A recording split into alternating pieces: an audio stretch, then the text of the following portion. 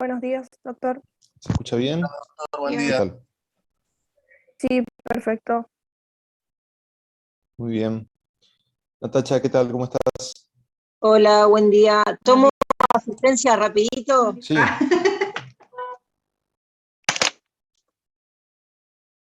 Prendan las cámaras, chicos, por favor. Todos.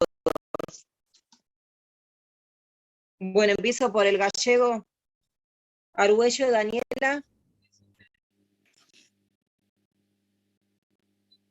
Venegas. Presente. Venegas. Presente, sí, presente. Ah, perdón, ahí. ¿Lo ve? Contreras. Acá estoy Cordeiro. presente, te prendí la cámara. Bien. Cordeiro.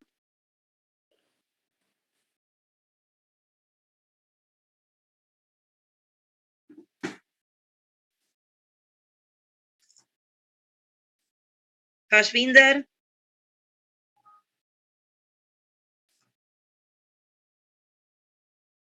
Lobel.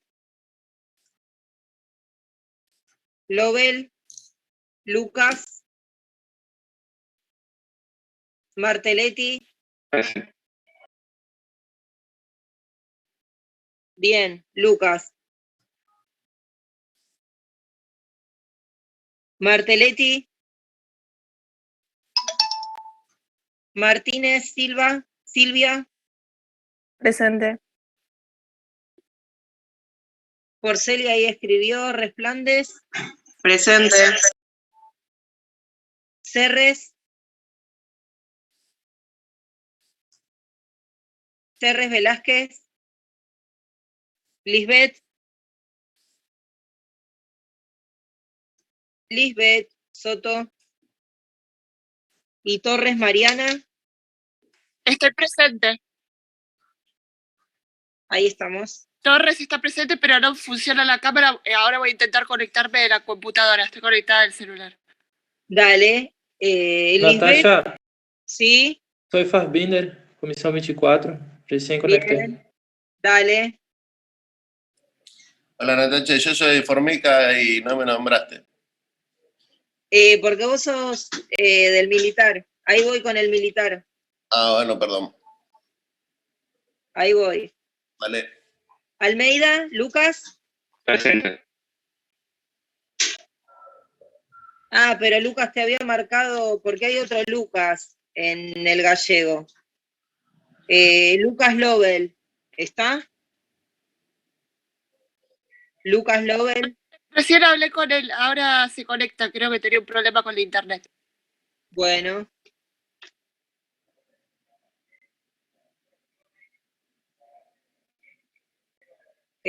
Camila Araujo. Presente.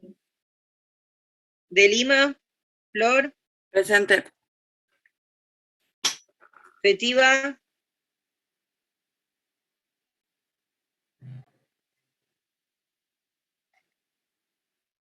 Bueno, Franca Gondo Tiago.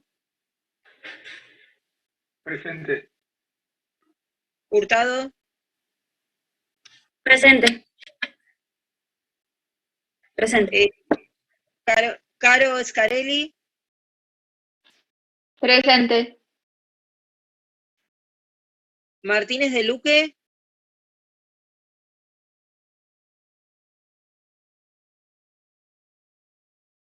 Martínez Daniela. Olivera Ivana. Presente. Petri. Setevich. Nicolás. Silveira Noelia. Presente. Estau Patricia. Presente. Bien. Triputi. Presente. Bien. Bueno, listo. Los que entren, que me escriban, si no por el chat. Listo. Los dejo. Perdón, Natacha, es Soto. Estaba ¿De qué comisión? 24. Chan, chan, chan. Soto, Velázquez, Lupet. Bien. Sí. Hola, Bueno. yo también, Bien. Bernardo Cordero Guilani. Cordeiro. Sí, de la 24. Bien. Me falta Martelletti y Serres, Celeda, de la 24. Yo dije presente. Ah, perdón, no escuché. Fernanda, ¿sos? Sí, Dale. gracias. Listo por nada. Bueno, los dejo. Listo, Pablo. Gracias, Nati. Nos vemos. Bueno, buen día a todos. ¿Cómo les va? Soy el Buen día, doctor doctor. Formica Pablo. Soy jefe residente del Hospital Militar.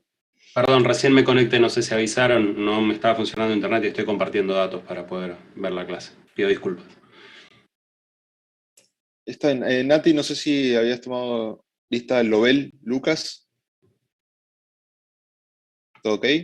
Gracias, doctor. Buen día y disculpe. No, está bien. Bueno. Voy a compartir pantalla. La clase estaba prevista para ayer, pero tuvimos una cirugía larga. No se pudo dar, así que vamos a empezar ahora con canal estrecho cervical y lumbar, ¿sí? De todas formas, después van a tener las clases. Voy a hacer hincapié en esta, porque la parte de tumores es muy teórico. Es una clase, la mayor parte es texto, y esa la tendrán subida, ya sea al campus o acá por WhatsApp, ¿sí? Se las paso. Así que vamos a hacer hincapié primero en patología de columna, ¿sí? Que es la principal causa, es el principal motivo de consulta en el consultorio de neurocirugía. Vamos a empezar por el canal Disculpe, estrecho. Sí, no estamos todavía en el campus, no tenemos. No sé si es algún error de la facultad o no qué tienen pasó. acceso al campus. No nos doctor, aparecen tenemos- aulas activas. Mandamos mail varios alumnos, pero todavía siguen sin aparecer el material. Mandamos Bueno, mail a la facultad ya. y no nos respondieron. Ya vamos a revisar eso. De todas formas, no se preocupen que todo el material lo van a tener por el grupo de WhatsApp, ¿sí? También. Gracias. Yo siempre qué termina una clase y yo se las paso por ahí, ¿sí? ¿De qué comisión están hablando? ¿Del gallego? Sí, la del gallego. Bueno. Bueno, ya me voy a fijar, me voy a entrar de nuevo al campus a ver en qué anda eso. Bueno, entonces, canal estrecho cervical. ¿Ven ahí bien la pantalla? Sí, se ve. Sí, Perfecto. doctor, perfecto. Bueno, con respecto a la definición de canal estrecho, decimos que es una disminución de la longitud antero-posterior del canal menor a 17 milímetros, a la cual se le agrega osteofitos, que son las excrescencias óseas, osificación del ligamento longitudinal posterior, y hernias de disco a predominio central. En cuanto a la clínica, primero empieza con cervicalgia o cervicobraquialgia, a la cual se le puede agregar cualquiera de estos signos y síntomas, o solamente una cervicobraquialgia, ¿sí? Hay distintos índices de valoración de la clínica en función de las actividades de la vida cotidiana, en función de lo que haga el paciente y cuánto lo invalida en su vida diaria. La resonancia es el estudio de elección, sobre todo porque voy a ir a buscar mielopatía cervical, ¿sí? La mielopatía cervical es básicamente edema a nivel medular por la compresión que se genera. Van a ver que en columna lumbar no es tan directo, no es tan rápido, porque tenemos más espacio, ¿sí? Entonces la sintomatología es un poco más progresiva. La patología de columna lumbar es más tediosa, más engorrosa para el paciente, más larga de resolver. La patología de columna cervical es más directa, ¿sí? Por el tamaño que tiene el canal a nivel cervical, una pequeña protrusión o hernia ya genera sintomatología y en general suele ser quirúrgico. En cambio, en patología lumbar, la misma hernia por ahí puede no producir síntomas, ¿sí? Entonces, en columna cervical, el único estudio que nos va aportar la mayor información es la resonancia. Vamos a ver que en columna lumbar tenemos la tomografía y la radiografía que nos aportan otras cosas. Bien, fíjense una vértebra cervical típica. La estrechez del canal puede ser a nivel central, lateral o más infrecuente, pero también a nivel foraminal. Inferior a 13 milímetros ya es considerado como estenosis congénita o del desarrollo. Algunos diagnósticos diferenciales de canal estrecho cervical, como son síndrome compresivo, miembro superior, traumatismos, plexopatías, síndrome del opérculo o desfiladero torácico superior, neuritis, tumores, malformaciones, y alguna patología neurológica como esclerosis lateral amiotrófica, esclerosis múltiple o mielitis. Para hablar de canal estrecho congénito nos tenemos que basar en el índice de Torg y Pavlov, que mide la relación que hay entre el diámetro anteroposterior del cuerpo y el diámetro anteroposterior del canal, ¿sí? Hay estenosis congénita cuando esta relación es inferior a 0.8.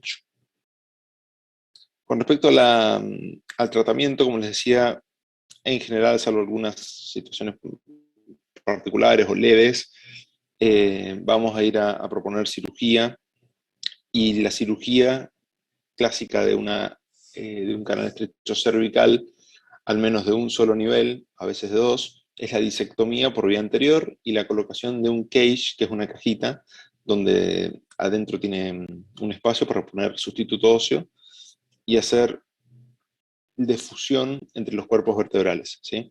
Porque al sacar el disco no vamos a tener ese espacio, no es un reemplazo de disco como sería una artroplastía, sino que lo que intentamos es fusionar ese hueso, ¿no? Que quede estable. Las indicaciones para la cirugía es una hernia discal sintomática, espondilosis cervical. Espondilosis es desplazamiento de las vértebras, ¿sí? Con radiculopatía o mielopatía, osificación del ligamento longitudinal posterior y fractura cervical inestable. También, bueno, como les decía recién, es indicación cuando tenemos un solo nivel o dos niveles, ¿sí? Es muy raro, hay algunos trabajos, pero es muy raro que se pongan 3 cage, ¿sí? 2 suele ser lo máximo. Con respecto a la técnica, no se les va a evaluar la técnica quirúrgica per se, pero sobre todo hagamos hincapié en los dibujos, en los esquemas. Va a ser un abordaje vía anterior, una incisión paramediana a nivel del borde anterior del esternocleidomastoideo, y vamos a desplazar los componentes de la vía aérea y el esófago hacia medial y el paquete vascular-nervioso del componente muscular hacia lateral, ¿sí? Muy importante para esta cirugía, por todo lo que es disectomía por vía anterior, doble intubación, ¿sí? Intubación orotraqueal e intubación esofágica, ¿sí? El esófago es una cavidad virtual. Para protegerlo, para movilizarlo, necesito que sea real. Entonces necesitamos una intubación faríngea también, esofágica. Y acá estamos viendo cómo accedemos hacia el saco dural y hacia la compresión, comiendo todo el disco y parte del platillo articular. La posición del paciente con un realce, los separadores, la incisión, que puede ser así horizontal o vertical, ¿sí? En general nosotros usamos más la vertical, siguiendo el borde anterior del esternocleidomastoideo. Como les decía, tráquea y esófago hacia medial, paquete vascular nervioso y plano muscular hacia la lateral, ¿sí? Y llegamos a la fascia prevertebral, que es donde vamos a ir a buscar los discos, labrando el camino para hacernos el espacio, ¿sí? Estos son los osteofitos, que eso se come con un drill. Se ponen unos tornillitos finos que se llaman distractores o pines distractores. Eso me sirve para separar un poco las vértebras y obtener un mayor espacio intervertebral. Esos son los distractores.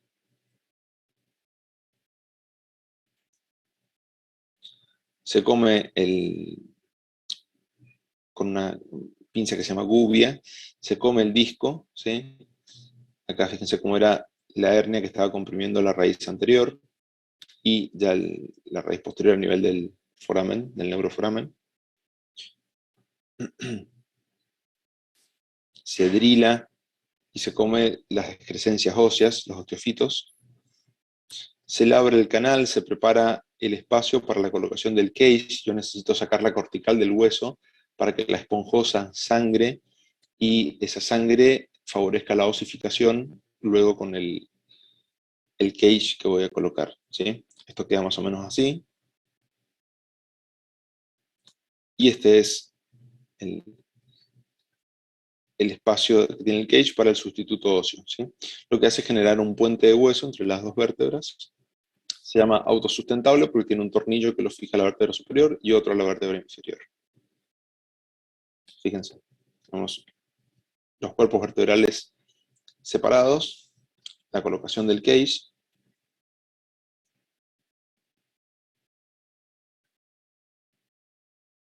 cierre por planos, el control radiográfico, ¿sí? No es una artroplastía, no estoy reemplazando el disco. El objetivo de esto es eliminar la compresión vía anterior que tenga canal medular y, como he comido bastante hueso, para no inestabilizar la columna, lo que hago es poner esta caja con sustituto óseo dentro para que genere un puente de hueso entre ambas vértebras, ¿sí? Se produce la fusión, ¿sí? Queda todo un bloque como si fuera una sola vértebra. No disminuye. Doctor, Sí, decime. luego de la colocación del cage, ¿el paciente mejora? O sea, tiene una completa recuperación de la movilidad y con respecto a la sintomatología. El principal síntoma está dado por esto, ¿sí? Por la compresión, ya sea a nivel lateral o a nivel medial, ¿sí? El objetivo es liberar todo esto, ¿sí? Entonces, es muy, muy alto el grado de recuperación que tiene el paciente con respecto a la sintomatología previa, ¿sí? Porque en el momento en que se libera,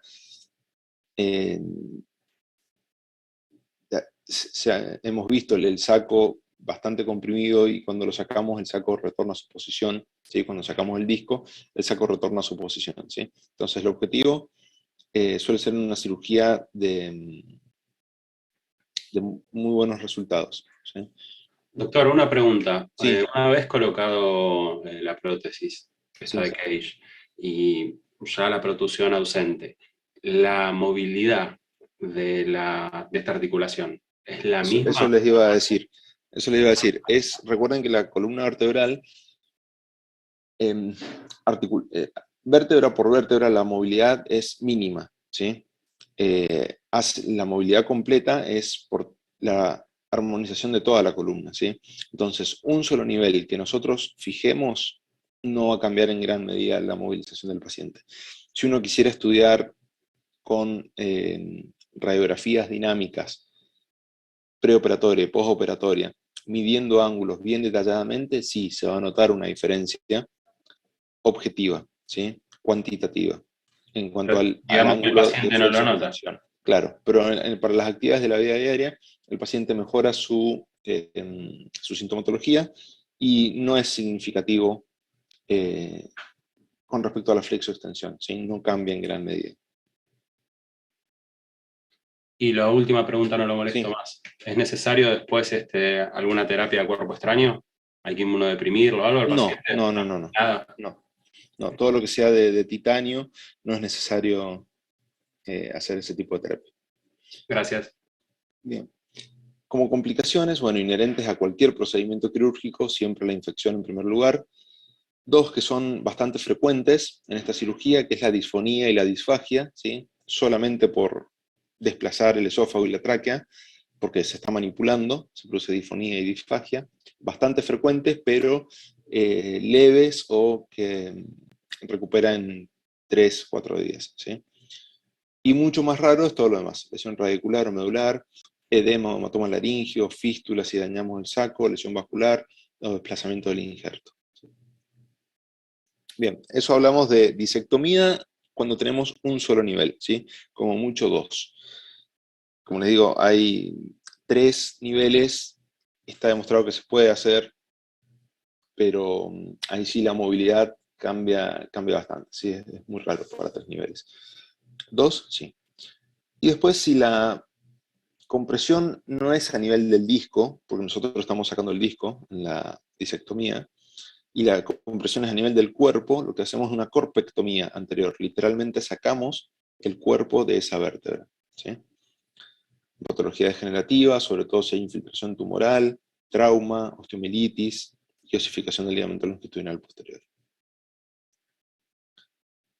Si la compresión es en disco, disectomía. Si es en cuerpo, corpectomía. Se hace, como es un poco más invasiva y tengo mayor espacio a nivel del saco, mayor espacio que puedo llegar a lesionar, se hace en general con potenciales evocados, sensitivos y motores. Esto es una corpectomía, la vértebra patológica, osteofitos de las vértebras adyacentes, se saca todo eso, literal, queda el espacio y ese espacio se rellena con una especie de cilindro, es como un cage más alto, ¿sí? Un cilindro que tiene también sustituto óseo, y eso de manera de fijación se le coloca una placa anterior con tornillos.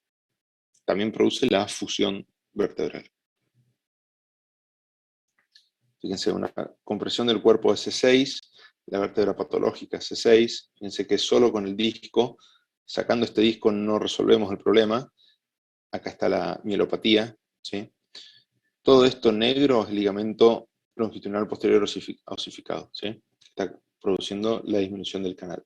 Entonces sacamos este cuerpo, se pone el sustituto óseo, y acá por el artefacto que produce la prótesis, no se ve bien, pero acá está una plaqueta, esto negro, y tornillos, ¿sí? Y en el medio sustituto óseo. Fíjense cómo se logra la descompresión, ¿sí?, de toda la parte anterior. Bien, ahora, si tenemos una compresión de 3 o más niveles, y a nivel discal sobre todo, ya no optamos por vía anterior, sino que vamos a la vía posterior. Y dentro de la vía posterior tenemos la laminoplastía y la laminectomía con artrodesis, es decir, con tornillos. Vamos a hacer un poco más hincapié en la laminoplastía. Si hay historia de cervicalgia importante o pérdida de sifosis, se hace una descompresión posterior con laminectomía y artrodesis. Este es uno de los reemplazos de cuerpo que se hace, donde brinda un poco más de movilidad al tener esos cabezales. Esa es la plaqueta. Se pone en una corpectomía. Bien, como les decía, la laminoplastía, las indicaciones es una patología multisegmentaria, osificación de ligamentos, longitudinal posterior, el amarillo, espondilosis o estenosis congénita. Monitoreo también de potenciales, motosensitivos y motores. Una incisión grande, desde C2 hasta T1, a veces incluso desde C1. La técnica vamos a pasar por alto, les quiero mostrar mejor esto. ¿En qué consiste la laminoplastía? Es reconstruir las láminas. ¿Y cómo se hace eso para ampliar el canal? Fíjense, de un lado se hace una laminotomía, es decir, comemos una parte de la lámina, no todo, dejamos la cortical interna, ¿sí? Y del otro lado se come toda la lámina, haciendo una laminectomía, ¿sí? Entonces, laminoplastía es una técnica que incluye hacer una laminotomía de un lado y una laminectomía del otro, ¿sí? Y lo que se hace literalmente es fracturar esta cortical para ampliar el canal, ¿sí? Y se colocan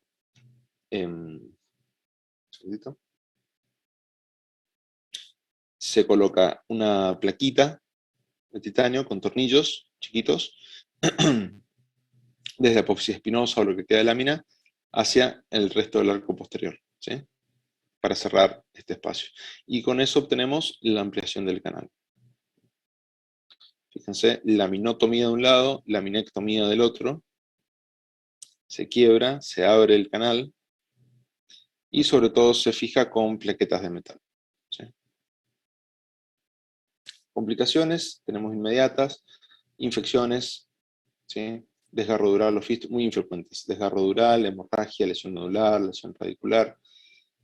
El compromiso de C5 es un poco más frecuente que el paciente presente luego una sintomatología tipo disestesias a nivel del territorio de C5, porque C5 es C5-C6 es la parte cervical que mayor movilidad tiene, entonces se ve un poco inestabilizada cuando hacemos un abordaje posterior, ¿sí? Cuando hacemos la laminectomía. Pero es muy variable, fíjense el porcentaje. Y tardías, cervicalgia postoperatoria por la desinserción que hacemos de los músculos, menor amplitud de movimientos, ¿sí?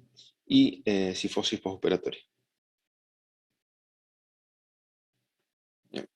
Resultados, entre 50 y 70% de pacientes que tienen mielopatía o osificación de ligamentos presentan una mejoría, ¿sí? Comparando la laminectomía y la laminoplastia, se tiende a preferir la laminoplastia, que incluye la laminectomía de un lado y la laminectomía del otro, en lugar de hacer una laminectomía de los dos lados, ¿sí? La laminectomía de los dos lados quiere decir que saco básicamente todo el arco posterior y pongo tornillos, ¿sí? La laminectomía tiene mayor caso de síndrome decente. Síndrome decente se le llama aquella patología que se presenta en, como dice el nombre, en adyacencia a la artrodesis, ¿sí? Ya sea superior o inferior. Complicaciones de la laminectomía, cifosis, ¿sí? Sobre todo en pacientes jóvenes, y es un poco más frecuente que se produzcan fístulas del LCR por desgarros o daño dural. Muchas más infrecuentes: lesión radicular, lesión de arteria vertebral, infección, hematoma.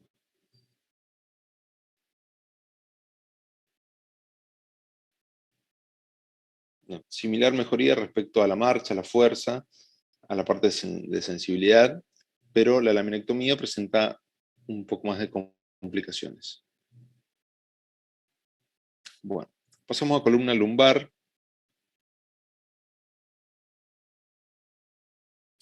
Decimos que es un desequilibrio entre el continente y el contenido, con reducción del diámetro del canal espinal, de canales laterales y o de neuroforámenes. Importante que es un proceso generalizado, ¿sí? Suele ser infrecuente o atribuido a otras causas, tipo tumorales o traumáticas, que sean localizados o segmentarios. La compresión puede darse a nivel central, del receso lateral o del neuroforamen. Importante un diagnóstico temprano, el abordaje multidisciplinario con kinesiólogos, traumatólogos, a veces medicina del dolor.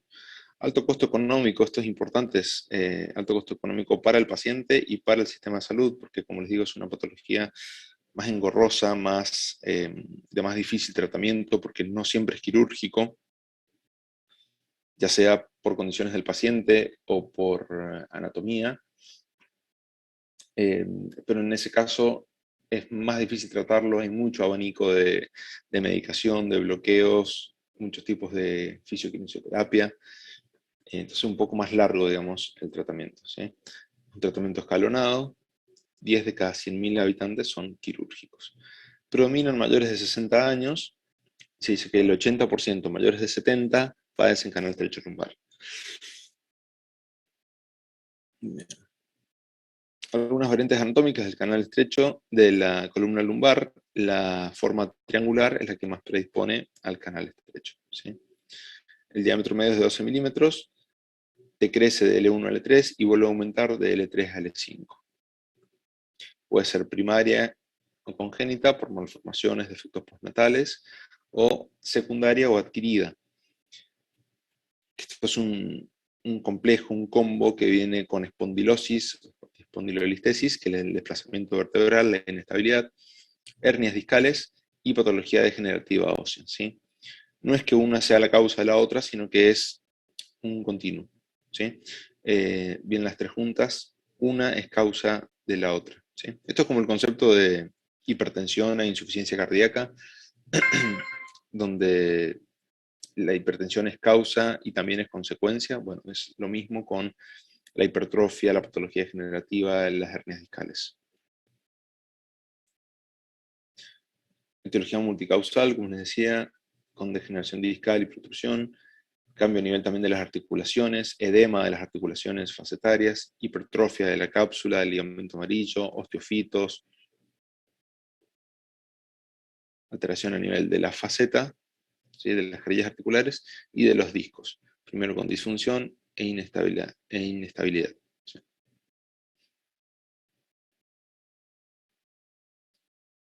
Bien. El ligamento flagum o amarillo presenta fibrosis y cambios condrometaplásicos, la hipertrofia del ligamento. O sea, fíjense que no es una compresión vía anterior nada más, sino que tenemos una compresión en todo sentido, ¿sí? Compresión anterior por la hernia de disco, compresión lateral por osteofitos, o la misma hernia de disco que se puede ir lateral, y lateroposterior compresión por ligamentos, ¿sí? Eso es un corte sagital de un preparado, en donde vemos edema óseo, fíjense, este es el hueso, se ubican una vértebra superior, vértebra inferior, anterior, posterior, ¿sí? Un corte parasagital porque estamos pasando por el neuroforamen. Esta es la esponjosa normal del hueso, acá vemos edema óseo, ¿sí? Entonces, fíjense todos los componentes que tenemos en una patología de canal estrecho lumbar.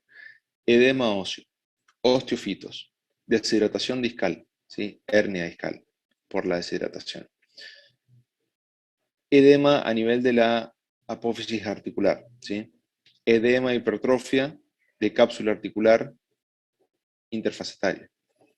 Hipertrofia del ligamento amarillo. Y todo eso nos lleva a una reducción del espacio del neuroforamen. Lo mismo a nivel axial, hernia discal, todo esto es ligamento hipertrofiado, es enorme acá, no debería ser así. Edema articular, fibrosis de los ligamentos. Hay distintas clasificaciones, esto por ahí es más específico de la residencia, pero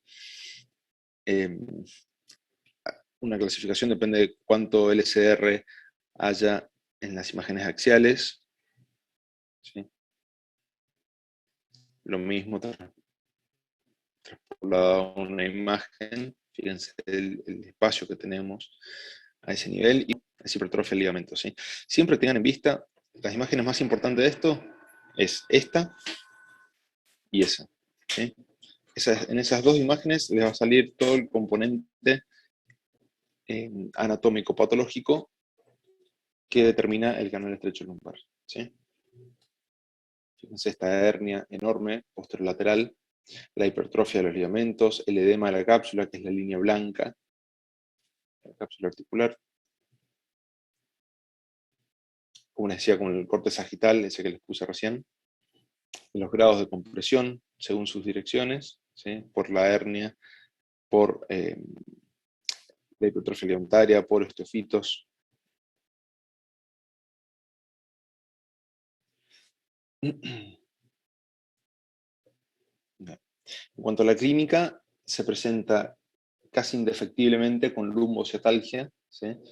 Y puede acompañarse o no de disestesias paraparestesias, paresia, paraparesia, más raro, alteración en los reflejos osteotendinosos y de la marcha, y muchísimo más raro aún, disfunción del sistema nervioso autónomo. La claudicación neurogénica, claudicación de la marcha de tipo neurogénica, puede estar desde el principio, ¿sí? En la lumbociatalgia, o aparecer con la evolución. Hasta un 90%, 95%, el dolor lumbar está asociado al dolor ciático, al territorio neurociático. Claudicación puede llegar a haber hasta un 91%, alteraciones neurológicas 70%, dolor radicular bilateral 42%. Esto es muy importante que se queden con este esquema, este cuadro. La diferencia entre la claudicación vascular y la claudicación neurógena de la marcha, ¿sí? Fíjense, según las distancias a caminar, factores paliativos, provocativos, los más importantes es, por ejemplo, la característica del dolor. En la claudicación vascular es un calambre, el paciente lo refiere como calambre o disestesias, de distal a proximal. La claudicación neurógena es un dolor de proximal a distal, es uno de los más importantes. Después tenemos, por ejemplo, a nivel de la piel y a nivel de los pulsos, ¿sí? otras diferencias importantes. Aunque esas diferencias sean notables e importantes, siempre es valeroso hacer la diferenciación, ¿sí? Sobre todo en pacientes diabéticos o con neuropatías periféricas por otra causa.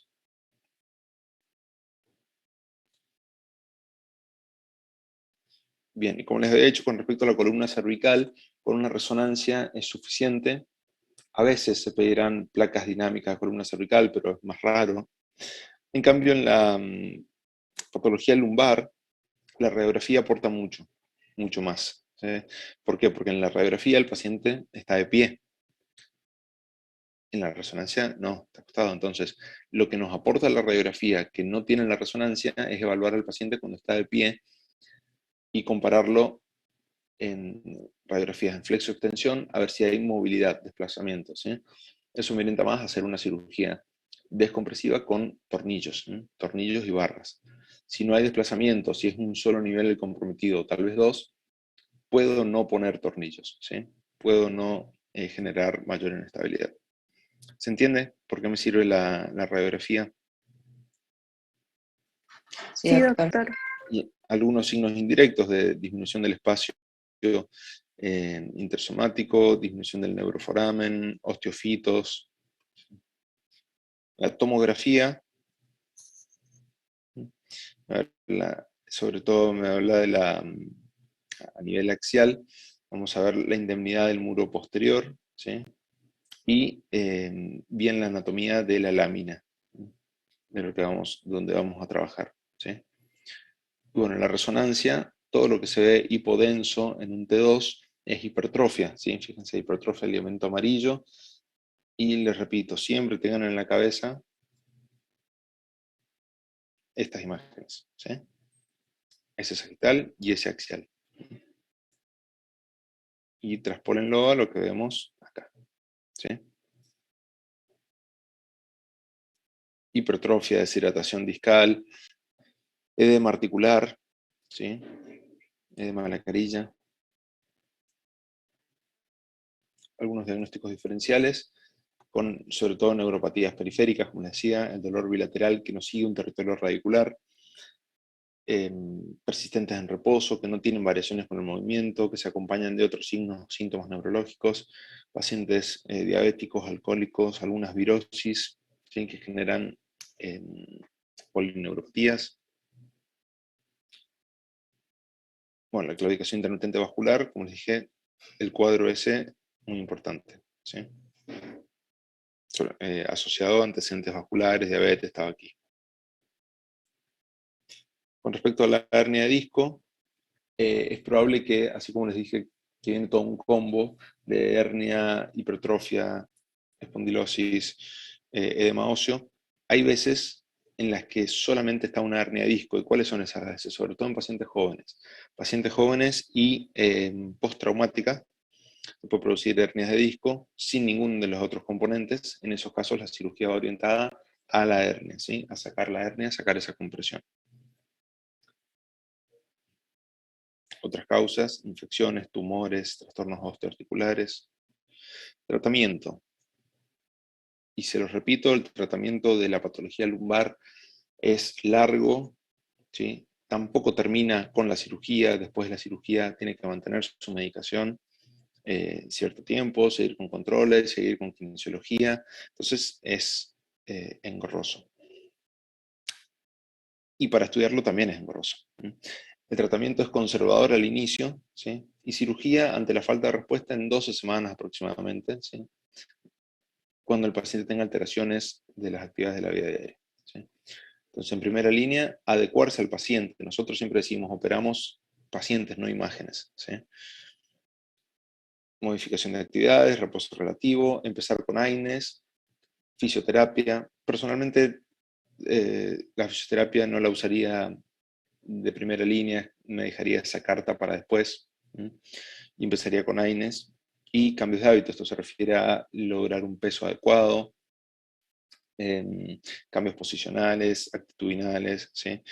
En cuanto a la postura, a los trabajos que se hagan, ¿sí? Y solo con esto, hasta un 40% tiene una respuesta favorable, ¿sí? Aplicando este tratamiento, disminuye la hipertrofia, el edema a nivel de las partes blandas del ligamento, de cápsula articular, y eso genera una descompresión, ¿sí? Por eso llega a un 40% de respuesta favorable, ¿sí? Luego tenemos bloqueos, ¿sí? Que se inyecta upivacaína y betametasona a nivel del neuroforamen, como un tratamiento más, como una medicación más, ¿sí? Bueno. Y en segunda línea, el tratamiento quirúrgico. Cuando falla el tratamiento médico, dolor radicular moderado o severo, ¿sí?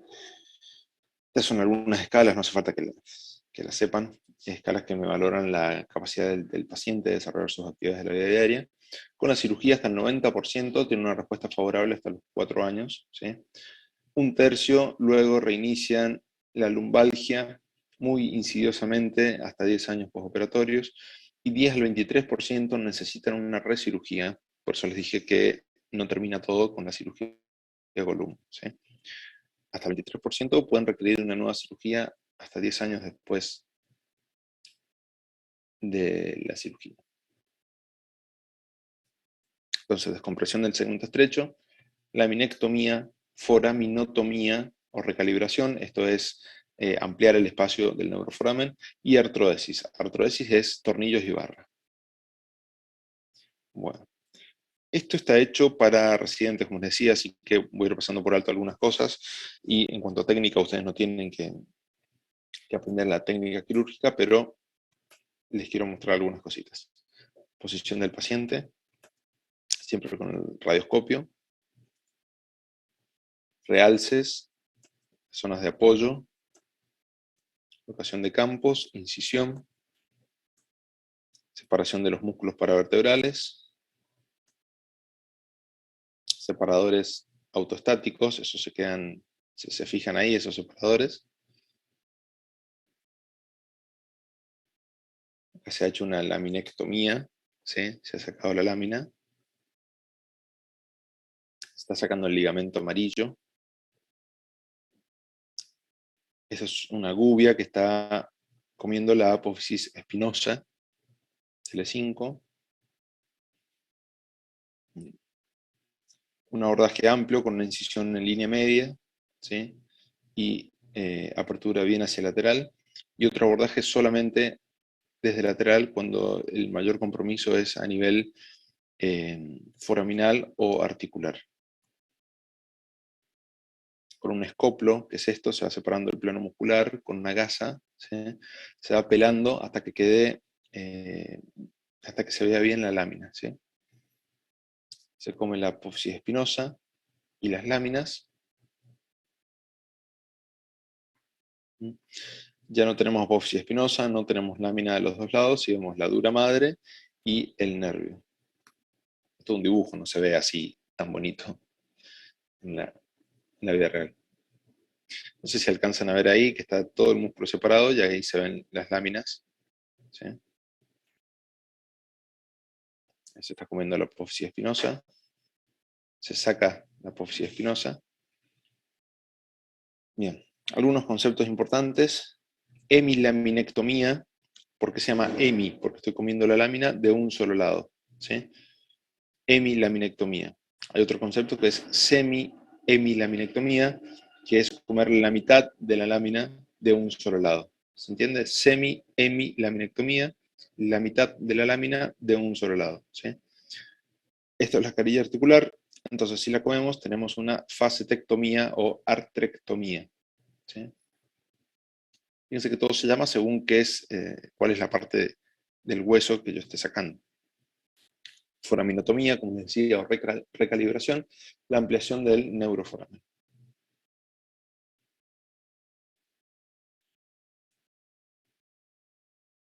Bien, todo el canal descomprimido.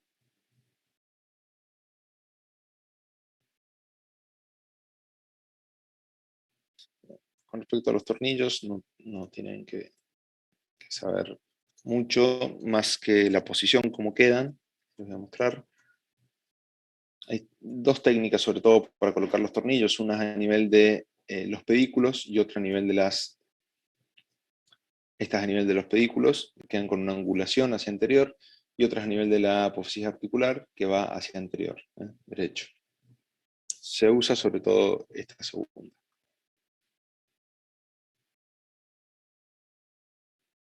Así es como quedaría colocado un tornillo en la vértebra, ¿sí? Y en la cabeza se pone una barra que se une al tornillo supradyacente e inferior. Complicaciones inmediatas, lesión neurológica o vascular, e infección. Inmediatas, pseudoartrosis, fracaso mecánico, infrecuentes. Rotura de tornillos, de las barras, fractura de pedículos. Esos son los cabezales de los tornillos. Y acá es donde va la barra, ¿sí? Esta es una artrosis grande, extensa.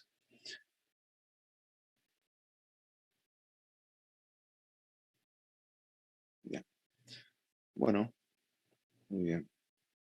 ¿Alguna duda? No, doctor. ¿Todo bien? Sí. Bueno, vamos a ir ahora con patología traumática.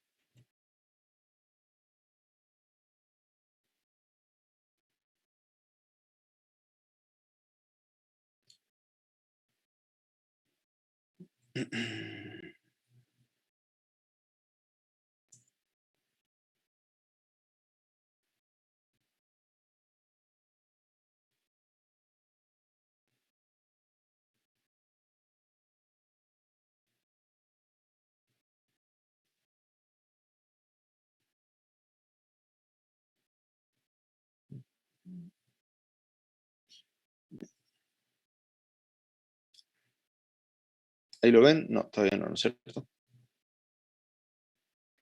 No todavía.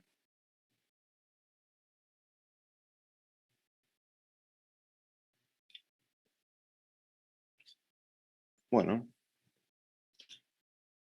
Traumatismo raquimedular.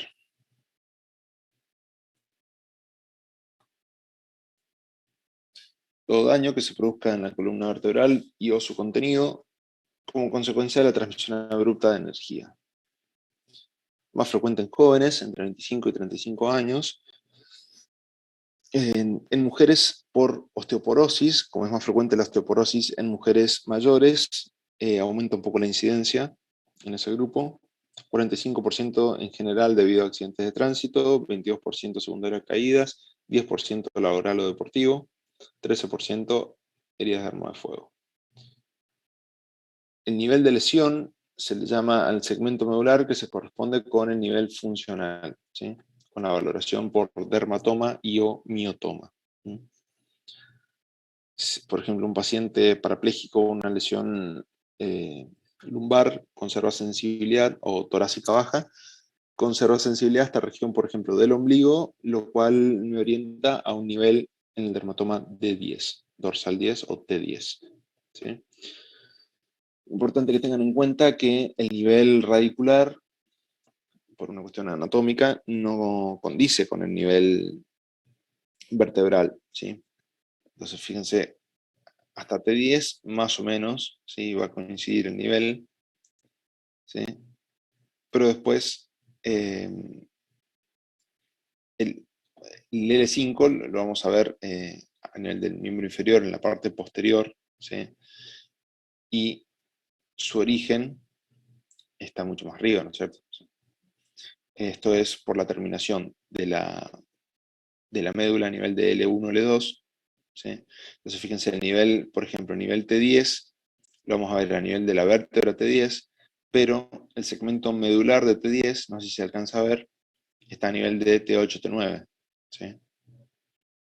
Por eso cuando nosotros hacemos esa correlación, tenemos que tener en cuenta la diferencia que se produce por la terminación de la médula y por dónde sale el nervio, ¿sí? Entonces, si un paciente tiene un L5 o S1 que no puede mover la pierna, voy a ir a buscar la lesión a nivel de T12, L1 más o menos, ¿sí?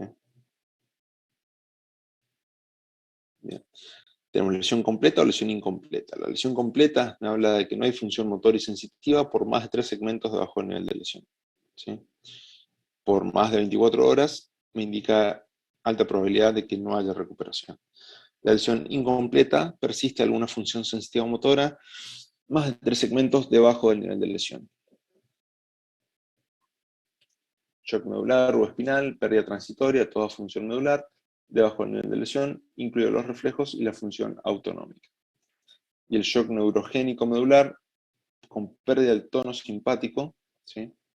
Disminución de reflejos, hipotensión y sequedad de piel.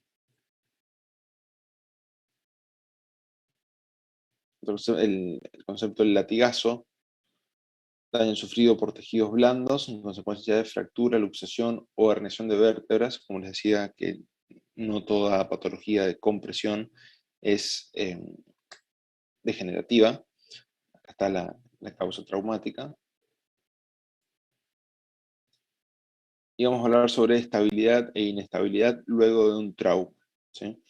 Cuando nosotros hablamos de patología degenerativa, hablamos de una columna inestable cuando tiene espondilolistesis, cuando nosotros tenemos que comer articular y poner tornillos. Eso es una cuestión de estabilización en patología degenerativa, ¿sí?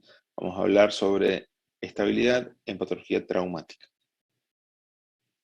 La estabilidad es la capacidad de tolerar cargas, limitar el desplazamiento y prevenir deformidad o dolor por cambio estructural. Inestabilidad es una columna que no tolera fuerza de compresión axial por alteración de los cuerpos vertebrales, fuerzas de tensión por elementos del arco posterior, o fuerzas de rotación por integridad del canal con el aparato ligamentario. Y algunos criterios de inestabilidad que en realidad son bastante objetivos y nosotros no solemos estar con una imagen enfrente y decir si tiene una angulación más de 11%, más de 11 grados. No solemos medir los ángulos, ¿sí? En realidad, por la imagen, por el mecanismo del trauma, ya decimos si es estable o inestable, ¿sí? Si tenemos compromiso de todo el componente posterior o según el tipo de fracturas que pueden haber, que ya vamos a ver, no necesitamos en general medir los ángulos, ¿sí? Pero bueno, a modo objetivo existe la descripción de los ángulos, ¿sí? En el raquis dorsolumbar, diástasis de pedículos, desplazamiento mayor de 1/4 del cuerpo, aplastamiento del cuerpo vertebral. Bien. Según el mecanismo lesional, vamos a ver la fractura atlanto-oxoidea. Con respecto al atlas, una luxación atlanto-occipital, que suele ser habitualmente mortal, la luxación entre los cóndilos del occipital y el atlas. Estallido o fractura Jefferson por compresión axial.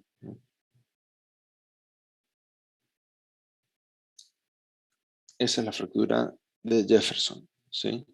Sin compromiso del canal, pero fractura inestable.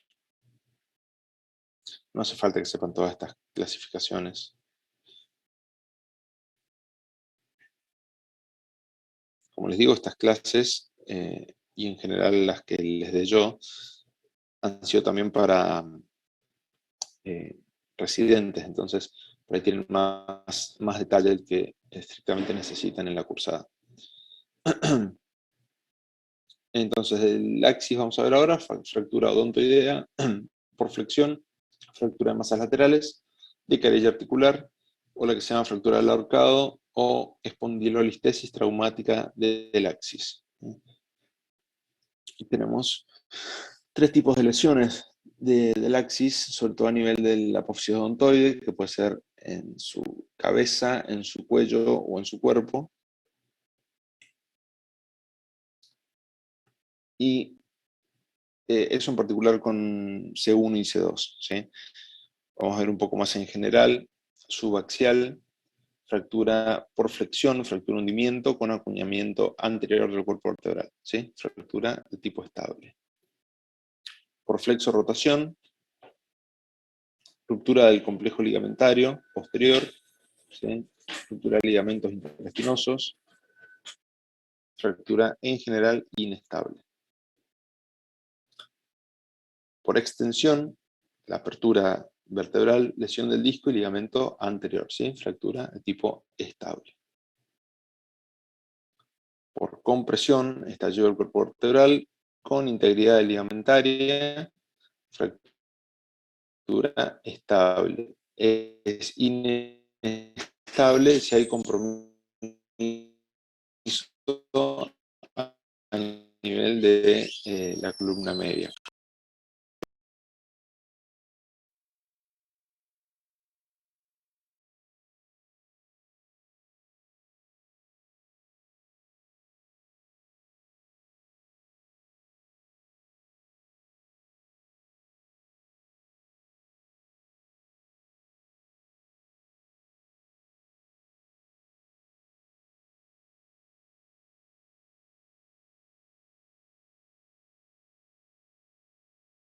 Una fractura anterior y los ligamentos se tensan, ¿sí? Pero no se rompen, suele ser estable, ¿sí? Es infrecuente que este tipo de fractura sea estable, en general es inestable.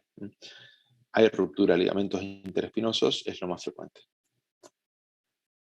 Fractura por cizallamiento, fractura inestable, ¿sí? Cizallamiento o desplazamiento. Fíjense acá, esto es una reconstrucción tomográfica donde vemos el desplazamiento vertebral. Fractura totalmente inestable. Estas son las columnas que les decía, ¿sí?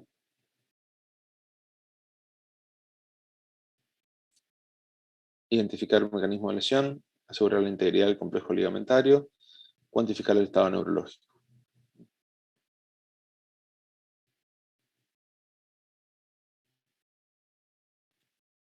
Bien, esto es importante. Manejo del traumatismo, ¿sí?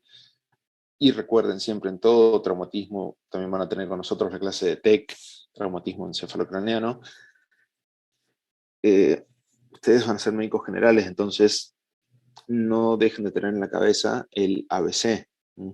Si vemos un politraumatismo, lo primero que voy a pensar no es una fractura vertebral, ¿sí?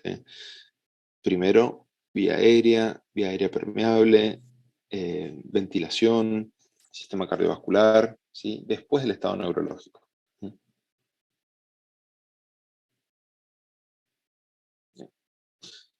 Potencial daño raquimedular en función del trauma, si hubo pérdida de conciencia, si fue un trauma de alta cinemática, si hay un trauma menor con dolor, molestias en la columna o síntomas sugestivos de lesión neurológica como hipoestesia o debilidad, y signos asociados a lesión medular, como puede ser priapismo o respiración abdominal, ¿sí? Son signos indirectos, los dos, que me hablan de posible lesión medular, ¿no? Criterios clínicos para descartar inestabilidad cervical: paciente vigil, alerta, sin cambios en el sensorio, sin dolor cervical, sin déficit, ¿sí? Ya puedo quedarme más tranquilo que no es una fractura inestable. Tal vez tenga la fractura, pero en general no es inestable. Inmovilización y colocación en camilla rígida, y bueno, como les decía recién, el ABC. TEA estable, oxigenación, intubarse de indicación. Una lesión, esto es muy importante, una lesión cervical, por más que yo sospeche que es inestable, no es contraindicación para que haga una mínima flexión y necesite intubación, ¿sí? Eso es muy importante. No por tener una fractura cervical, no voy a moverle un poco la cabeza al paciente para intubarlo. Se prioriza, prima la intubación del paciente, ¿sí? No sirve de nada que le mantenga fija la columna cervical si no lo puedo intubar. Bien. A nivel hospitalario, estabilización, evaluación y tratamiento. Vuelvo a lo mismo, mantener TEA estable, mantener oxigenación, intubación, colocación de sonda vesical, profilaxis TDP, regulación de temperatura, control hidroelectrolítico, o sea, el manejo médico general, ¿sí? En todo lo que sea traumático, no se centren solamente en el trauma, ¿sí? Evaluación, y luego, fíjense, evaluación neurológica detallada, evaluación radiológica y manejo medicamentoso, ¿eh? Y les repito, no es criterio, no es prioridad mantener una columna cervical fija si tengo que intubar al paciente, ¿sí? Si tengo que moverle la cabeza aún más, le muevo la cabeza más, pero lo tengo que intubar, ¿sí? Bien, bueno, evaluación neurológica general, partiendo desde el mecanismo de la lesión. Evaluación motora esfinteriana, palpación de columna, ¿sí? rotando al paciente como bloque, evaluación sensitiva, evaluación de reflejos.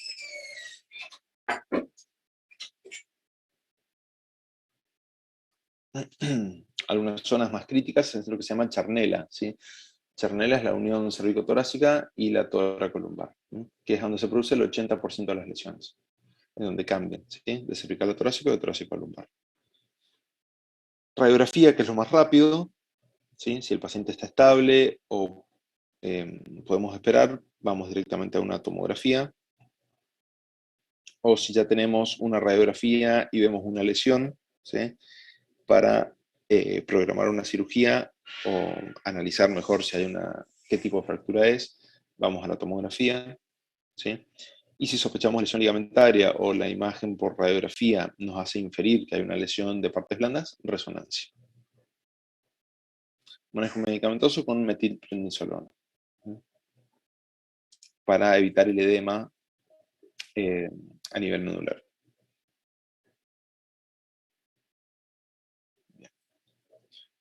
Bueno, ¿alguna duda?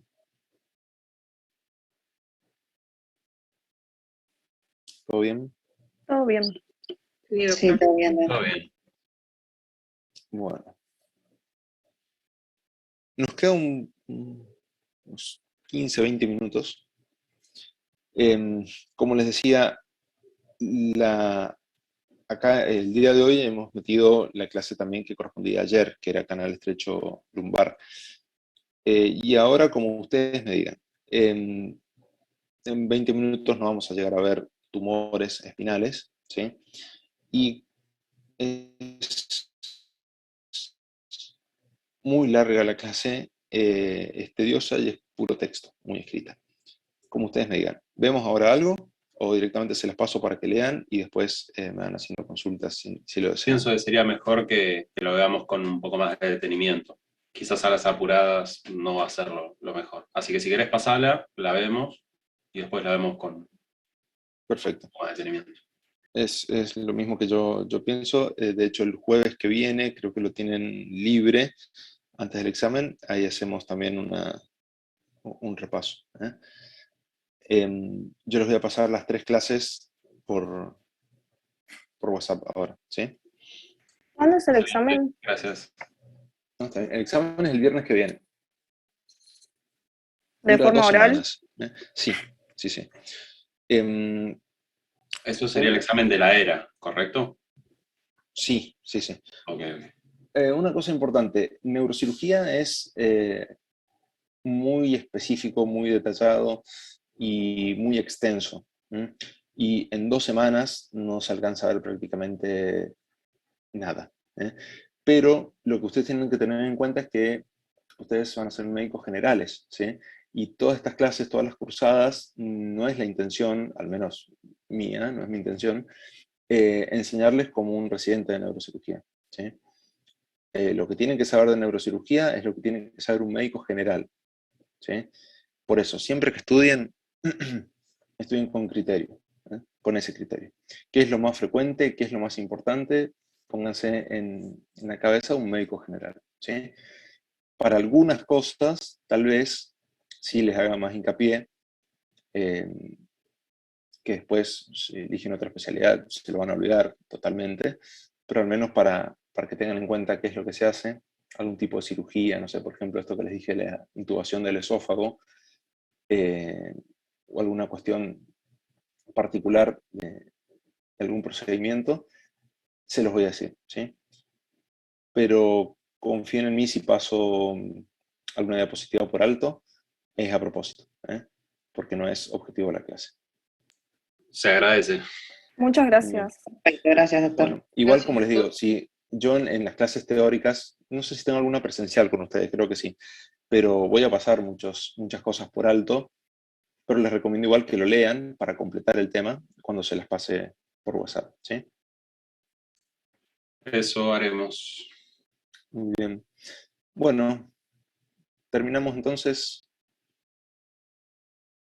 Cualquier duda, tienen mi número, ahí estoy en el grupo, me pueden preguntar por el grupo o personalmente, digo por mensaje personal. Estoy disponible en lo que necesiten.